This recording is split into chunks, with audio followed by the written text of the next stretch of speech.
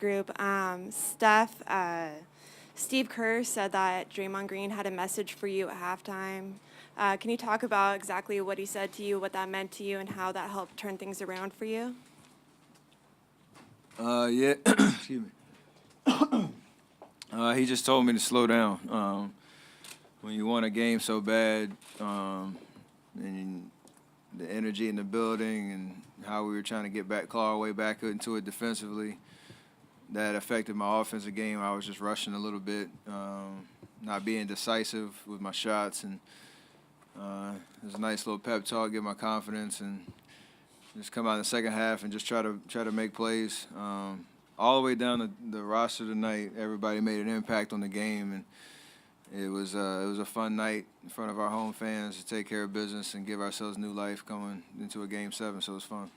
Anthony Slater with The Athletic for both of you. How much of the strategy tonight was just push at all times, and why do you think that's been an issue in maybe the last few games, and just how important was it to just quicken the pace?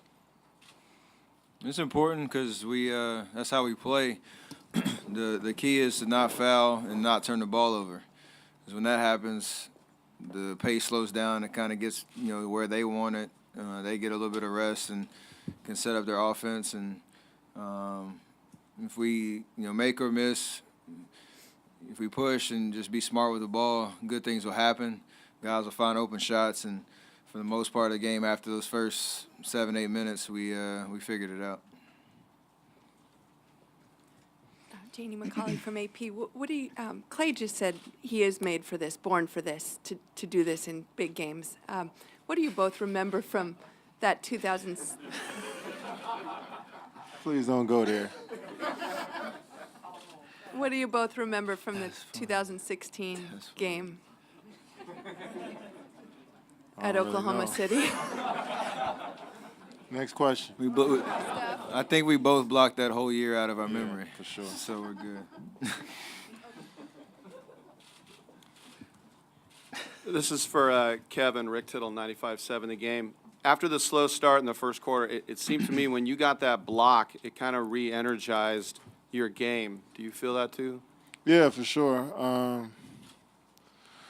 They came out knocking down shots early, and I felt like we had some good looks to start the game, especially myself, that didn't fall. And so I just tried to stay in the game, stay engaged, and that was a huge play for me personally to kind of keep me going a bit. And, I thought our crowd fed off of it, and our team did as well. So just continue to make plays when you're not making shots and, stay in the game somehow. Tony Harvey, Sacramento Observer. This is a question for both of you, Kevin and Steph.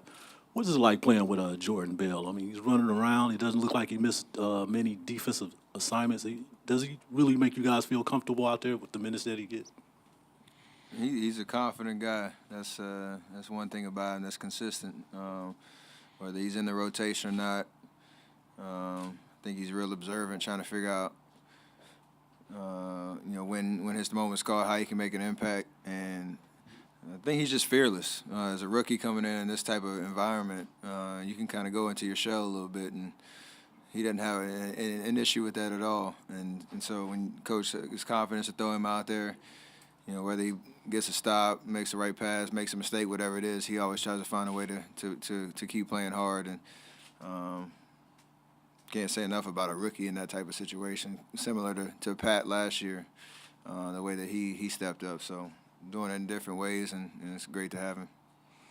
One for both of you guys. Mark Schwartz, ESPN.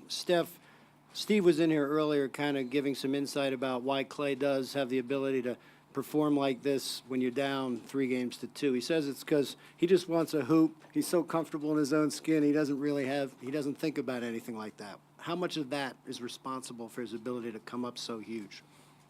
I mean, that's why he is who he is, and he's just kind of numb to the environment. I know he's excited to play basketball, whether it's game 2 or game 2 of the regular season or game 6 of the Western Conference Finals. But just he's confident in himself and what he can do out on the floor on both ends, and he's never seen a shot he doesn't like. So when you have that kind of recipe mixed in, good things do happen, and usually at the right time. Yeah, another question for Katie. Oh, yeah. Tee you up. Appreciate that. Thanks for having my back. Kevin, everyone's focusing on the 9 3-balls, but how would you explain how he could, make 9 3-point shots and still have the conditioning to stay with James Harden, the MVP, up and down the court for 40 minutes? Well, he's a top-level athlete. He got good genes. You should thank his dad and his mom for that. Being able to have that type of stamina to make shots and play good defense, but it also just comes from him just loving the game, him loving to play, and loving these moments. And he just took full advantage of it. And it's definitely inspiring to every basketball player out there that Klay continues to just love to play every single day, no matter what. He still has that childlike joy for it, and I think tonight showed a lot on both ends of the floor. Mark Spears, undefeated. For both you guys, just talk about the challenge of going to a place where they haven't been to the finals since '95. You guys trying to get back, the pressure, the challenge, just everything that comes with trying to get this victory on Tuesday on the road. We gave ourselves a shot tonight, and hopefully we can carry that momentum over. Game 1 down there, we played a solid 48 minutes. We got to win. Game 2 was totally opposite. And Game 5 came down to the wire. So we know how to play well in that building, and just got to be laser focused from the jump. I guarantee if we start the game out like we did tonight and they jump out to a lead, it's going to be 10 times harder to try to make it a game. So for us, that's our challenge, is to have the same mentality we had for the last 36 minutes of tonight and bring that from the jump. Game 7, but it's going to be fun. That's what you play for, to be in a situation where you're one win away from going to the finals. It's pressure both ways because of how big the moment is, and got to want it.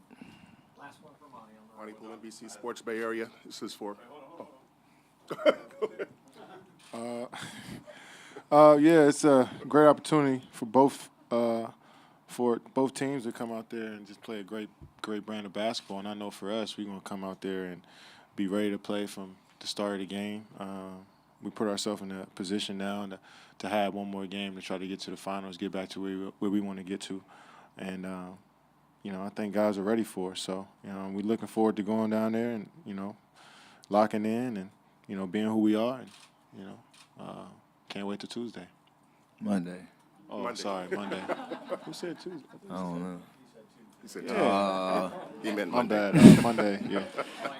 Please don't miss a game. Yeah. I got you. I'll be on the plane. Okay, Monty Poole, NBC Sports Bay Area. Either for either of you or both of you, Klay looked like tonight. He was really hyped up more than usual. He usually keeps a lid on himself, and you don't see a whole lot. But today he was jumping around. He was yelling and screaming. I mean, is that unusual for you guys to see, or just something that you don't see that often? Or did you even notice it? He had great reason to be that excited tonight. So I like that fire, that energy when he's engaged and appreciating what he's bringing to the game. So whether it's a subtle little fist pump or him jumping up and down or whatever it is, when he's animated, that's good for us as a team to kind of keep our foot on the gas pedal and keep pushing, and him doing his part for sure. Great, thank you.